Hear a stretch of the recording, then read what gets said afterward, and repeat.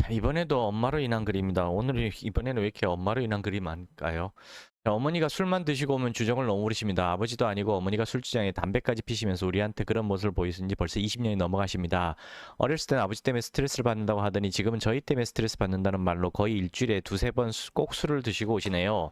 알코올 중독증이 확실해 보여서 그만 좀 드시라고 말씀을 드려도 듣지를 않으시고 스트레스 원인이 우리한테 있는 것 같아서 기분 맞춰드리고 해달라는 것 해주고 하라는 거 하고 긍정적으로 살아가고 있음에도 불구하고 자, 여기까지만 읽어볼게요. 이게 뭔 얘기냐면 어머니가 지금 자꾸 남 탓을 하고 있다는 얘기거든요. 알코올 중독 환자뿐만 아니라 가스라이팅을 하는 사람들의 특징이 뭐냐면 다 남 탓을 하는 겁니다. 나의 잘못을 반성하는 건 요만큼도 없고요. 요만큼도 안 해요. 다 남 탓인 거예요. 그게 사실은 왜 그러냐면 자기 혐오감을 느끼기 싫어서 내가 왜 이러지? 나 왜 이렇게 부족한 인간이지? 하는 그 자기 열등감과 혐오감이 너무 극단적으로 커지면 그걸 견디지를 못합니다. 그래서 그때 아예 남 탓을 해버리는 거예요. 약간의 열등감과 약간의 혐오감이 있고 또 나의 건강한 자존심도 있으면은 그래 나 이러면 안 되겠지 하고 반성을 하거든요. 건강한 자존심이 더 크게 활성화가 돼가지고 열등감을 누르면서 야 너 반성해 반성해 이렇게 합니다. 근데 건강한 자존심은 없고 열등감과 어떤 자기 혐오감만 큰 사람들은 나의 건강한 자존심이 어떻게 애를 써보려도 할 수가 없어요. 그냥 거꾸로 깨갱 하고 가라앉게 됩니다. 그럼 너무나 큰 열등감과 이 자기 혐오감을 사람이 견딜 수가 없어요. 미치고 미칠 정도로 고통스럽거든요. 그럼 아예 고통을 느끼기 싫어서 잊어버리게 됩니다. 지워버립니다. 나는 그런 사람 아니야. 나 혐오감 없어. 나 열등감 없어. 나 원래 왕이야. 나 공주잖아. 하면서 거꾸로 자기를 과대망상으로 포장하기 시작합니다. 연 포장이란 뜻이 어떻게 되는지 모르겠는데 왜곡을 해버려요.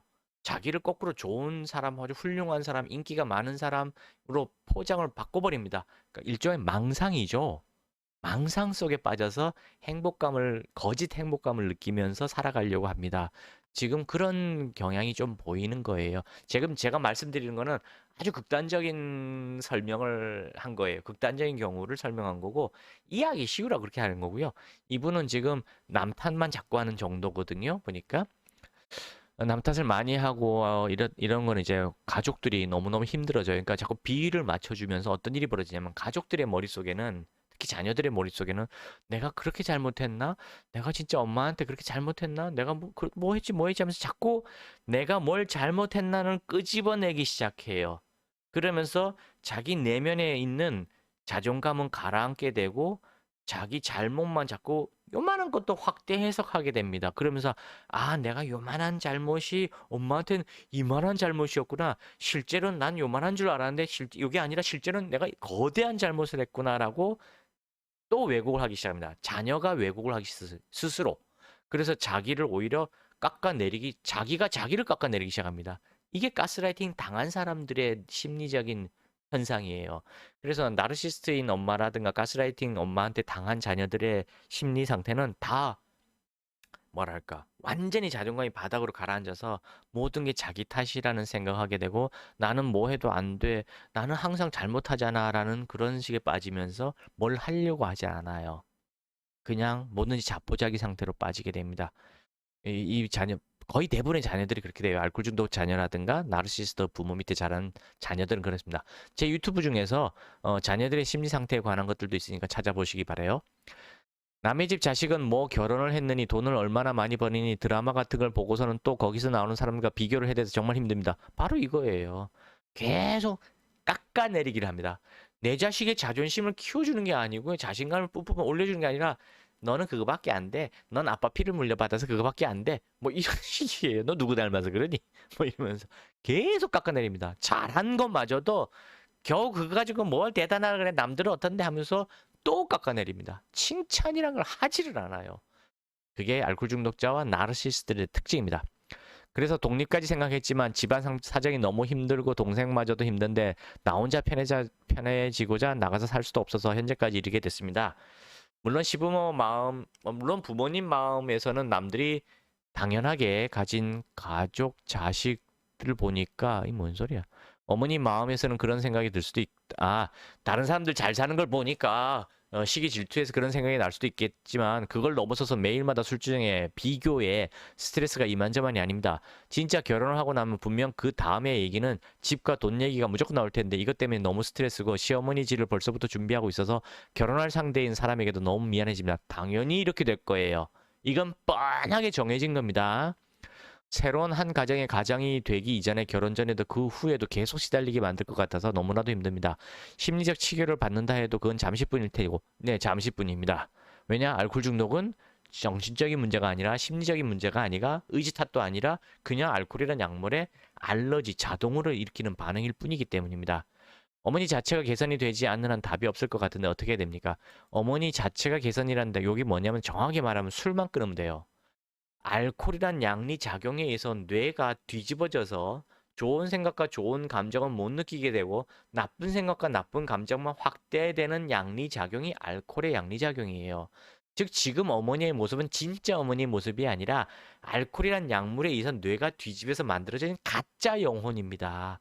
지금 엄마는 양의 탈을 쓴 늑대라고 보시면 정확한 거예요. 알코올 중독, 마약 중독, 도박 중독은 그런 특징이 있습니다. 인격체 자체가 바뀌어요. 지킬 박사와 하이드, 늑대 인간, 좀비처럼 바뀌어버리는 겁니다. 그래서 지금 엄마는 엄마가 아니라는 걸 아셔야 돼요. 그러니 엄마로부터 탈출하는 것을 불효라 생각하지 마십시오. 진짜 효도는 뭔지 아세요? 자녀가 독립해서 잘 살아가서 부모로 하여금 어이구 저 녀석 잘 사네. 아이고 난 걱정이 하나도 없다. 그게 진짜 효도예요. 그래서 무소식이 희소식이란 말이 있는 겁니다. 근데 이런 어머니 옆에서 자녀의 미래도 다 파탄나고 만약에 결혼하게 되면 그 새로운 며느리하고 다 파탄나면서 엉망진창이 되는 불행하는 삶을 살아가는 게 효도냐고요? 절대로 효도 아니에요. 그게 불효예요. 하늘에 있는 진짜 엄마의 영혼은 그 모습을 보고 펑펑 울 겁니다. 진짜 효도를 하고 싶으시면 어떻게 해야 되냐고 여기 어떻게 해야 됩니까 했었는데요. 탈출하십시오. 극단적인 선택을 할 뻔도 있지만 그건 하지 마세요. 그건 절대 그건 아니야. 모르고 하는 거고요. 남은 동생과 어머니가 갑자기 또 생각나서 그러지도 못하고 죽겠습니다. 어떻게 해야 될까요? 뭐 별로 평소에는 비교 발언 안 하는데 술만 들어가면 그렇대요. 예, 술만 들어가면 뇌가 해가닥 뒤집어지기 때문에 그렇습니다. 도움을 청합니다. 광고 유도하지 마세요. 뭐 이렇게 되는데 광고가 아니고요. 진실을 알려드리고 싶어서 얘기를 하는 거예요. 저 머리 위에 있는 이곳에 홈페이지, 블로그, 유튜브를 한 일주일만 보세요. 일주일만 읽고 또 읽고 또 읽고 생각을 하면서 읽으세요. 그냥 대충 읽지 마시고 광고다 생각하지 마시고 조사 하나까지 꼼꼼하게 읽으시면서 본인이 겪었던 내용들과 매치시켜 보세요. 말이 맞는지 아닌지를 생각하면서 읽어보십시오. 그리고 그렇게 해봐야 방송에서 들어본 적 없고 주변에서 들어본 적이 없어서 믿어지지 않으실 겁니다. 하지만 이성적으로 곰곰이 생각해보면 본인이 겪었던 거랑 일치한다는 걸 아시게 될 거예요. 그리고 본인이 지금 두려워하고 있는 그 미래가 제가 쓴 글하고 똑같다는 걸 아시게 될 거예요. 그게 그게 인정이 된다면은 그때 연락하셔서 치료를 하시기 바랍니다. 어머니시기 때문에 아들이 또 나이가 있고 충분히 지금 30대 정도 된 아들이 있으면요. 알코올 중독 환자를 약간의 통제를 할 수 있어요. 왜냐하면 물리적인 힘이 있기 때문에 약간의 통제는 가능합니다. 그 통제되는 힘이 있을 때, 통제가 될 때 약을 먹이기만 하세요. 약을 어머니 입으로 들어갈 수만 있게 한다면은 결과는 생각 외로 좋으실 거예요. 물론 완전히 완벽하게 단주한다라고 말씀을 드리진 않을 겁니다. 왜냐하면 이 어머니가 지금 단주하려는 의향이 있는지 없는지를 모르기 때문에 그런데요. 어머니가 만약에 자기가 알코올 중독을 인식하고 인정하고 술을 끊고 싶은데 안 된다. 나 끊으려고 진짜 노력하는데 안 된다라고 말하신다면은 그분은 단주 금방 성공하실 거예요.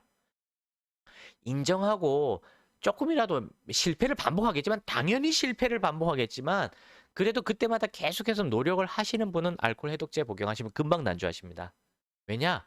알코올 중독은 정신병이 아니고 의지 탓이 아니에요. 그냥 알러지, 그 다음에 당뇨병, 마약 중독 같은 거예요. 알러지엔 지르텍, 마약 알코올 중독에는 당뇨병이 아니 저기 알코올 중독에 아니 말 한다나 당뇨병에는 그 당뇨약 있잖아요. 인슐린. 예, 이거 두 개 복용하면 되잖아요. 그럼 증상이 금방 가라앉아요. 알겠습니까? 제가 쓰는 알코올 해독 한약은 바로 이런 개념이에요. 알코올 해독 한약이 해독제라 그러잖아요. 알러지가 된 알러지 물질이 들어온 걸 빨리 해독하는 약이고요. 탄수화물이 내 몸에서 해독이 안 되는데 그게 들어왔으니까 병이 생겼듯이 알코올이 내 몸에 들어온 게 해독이 안 되는 걸 해독하는 해독 재료로 사용되는 겁니다. 마치 인슐린처럼 사용되는 거예요. 간에서 췌장에서 인슐린이 분비 안 되는 게 당뇨병이고 간에서 알코올 해독제가 해독 인슐 아니 뭐야 알코올 분해 효소가 생산이 안 되는 게 알코올 중독병이거든요. 똑같아요. 인슐린 대신 알코올 해독 약을 쓰는 거예요. 약을 삼키기만 하면 결과는 좋을 겁니다. 그다음 마약 중독 같은 얘기는 뭐냐면 한 잔만 마시면 무조건 재발한다는 뜻이에요. 단주는 쉽습니다. 단주는 쉬운데 한 잔은 괜찮으니까 마셔라고 절주를 권하는 그 사람들 때문에 죽는 거예요. 절주는 절대로 불가능한 겁니다. 안 돼요. 한 잔만 마셔도 무조건 재발하는 게 알러지예요. 고등어 요만큼 먹거나 이만큼 먹거나 10년 만에 고등어 요만큼 먹거나 무조건 증상 나타나요. 땅콩을 하나 먹거나 한 주먹을 먹거나 5년 뒤에 하나를 먹거나 똑같아. 무조건 증상이 나타나요. 그건 유전병이기 때문이다. 결론은 유전자 때문이에요. 유전자. 따라서 이 자녀분도 술 마시면 안 돼요. 5년에서 15년 정도 술 마시면 자동으로 발병합니다. 알코올 중독은 술을 잘 마시는 사람이 걸리는 게 아니고요. 간에서 알코올 분해 효소가 쬐끔밖에 생산이 안 돼가지고 많이 먹으면은 해독이 안 되기 때문에 뇌가 망가지는 질병이에요. 그래서 자녀들도 다 그런 유전자를 물려받기 때문에 술을 가까이 하시면 안 됩니다. 5년에서 15년 동안 주량이 늘기는 하겠지만 그 뒷말을 안 가르쳐줘요. 너는 알코올 중독에 빠질 거야. 다른 사람 멀쩡해도 너만은 걸려라는 말을 안 가르쳐주는 겁니다. 왜 안 가르쳐주냐? 그 사람들도 모르니까. 그러니까 주변 사람들이 하는 말에 귀 닫으셔야 돼요.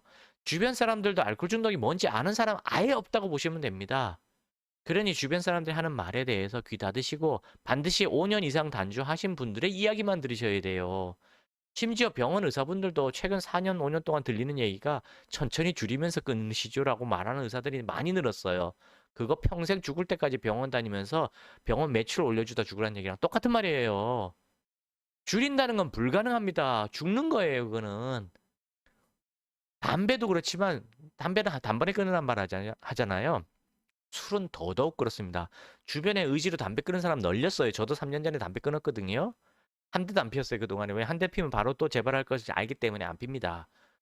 술도 거의 끊었거든요. 술 뭐 한 달에 한두 번 먹을라나 그래요. 그것도 조금밖에 안 먹습니다. 저도 예전에 술 먹다 죽을 뻔했거든요. 술 너무 많이 먹어가지고 죽을 뻔했는데 내가 알코올 중독에 빠졌다는 걸 그때 알았거든요. 알코올 중독 환자를 치료하는 한의사였는데 알코올 중독에 빠지고 있구나 걸 어느 날 눈치채고는 발을 뺐습니다. 저도 뭐 바다에서 술 먹고 죽을 뻔했거든요. 너무 술을 많이 먹어 돼가지고. 그래서 이게 알코올 중독자들이 접시물에 코 박고 죽는다는 말이 무슨 말인지 이해가 되더라고요. 진짜 진짜 죽습니다 잘못하면은. 자, 야 우스갯소리고요. 아드님은 머리 위에 있는 곳으로 연락하셔서 빨리 치료 받으시기, 어머니를 빨리 구해드리시기 바랍니다. 그러면 가정도 구할 수 있고 어머니도 술로부터 구할 수 있고 특히 자녀분과 미래의 자녀들이 똑같은 병에 대물림 되는 걸 막을 수가 있습니다. 그게 더 중요한 거예요. 감사합니다.